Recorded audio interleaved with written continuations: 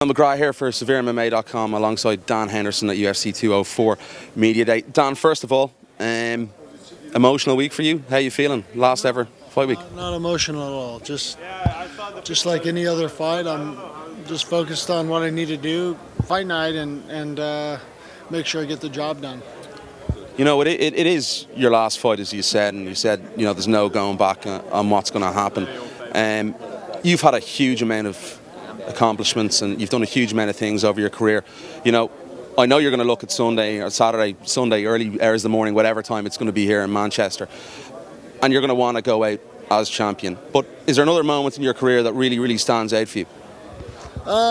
You know, a couple. Winning that second Pride belt was pretty special. You know, knocking out Vanderlei to do it. Would this be the cherry? This would probably be top all of it to win that UFC belt, especially the way the MMA world is right now. The UFC, there's no question that the fighters in the UFC are the top dogs out there in the world. Back when I won the Pride belt, there was always a question who was better, the UFC fighters or the Pride fighters. So now there's no question right now, and to be able to have that championship belt would be huge. Obviously, you know, 10 years is a long time, and you know, Michael's changed a lot since then, since UFC 100 when you won that fight. For you, you know, being in the sport so long, how much has he changed, you know, when you look on at him now as a fighter? You know, I think he's a little bit bigger right now, but as a fighter, he's, you know, throws a little bit more kicks, I think, and does a lot of things very similar to what he did before. You know, it's just making sure that I am able to fight with him for 5 rounds and make sure my conditioning was there was the biggest thing for this fight, for this training camp. What do you think now? You know, a lot of the champions, and Michael included, you know, a lot of people didn't want this fight to happen in the middleweight division. A lot of the fighters were against the fight. You know, Conor McGregor's getting Eddie Alvarez. There's been a number of super fights. How do you feel about the super fights happening more regularly than fighters possibly defending their belts?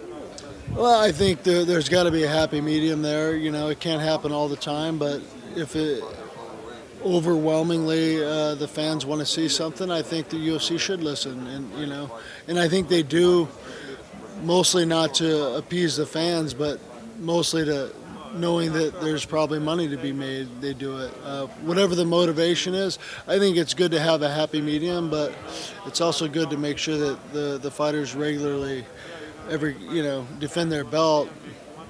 Maybe go have a super fight, then go back and defend the belt. I think that's the problem with Conor McGregor. It's been a little 2 or 3 fights since he's defended his belt. And how do you feel? Obviously, you know, you're one of the biggest guys in the sport. You're one of the most remembered names, like mainstream names that people would know. Have you got any, you know, well wishes from other athletes across the board this week? Yeah, I mean, a number of athletes. You know, I get that every fight, and I think a little bit more on this fight. I think Michael's a guy that people like to not like, and you know, I definitely have a lot of well wishes from a lot of people. UFC 200 Part 2 on Saturday night? Yeah, I guess, you know, we'll call this UFC 100 Part 2 because I'm just going to finish where I left off. He'll be hopefully laying in the same place.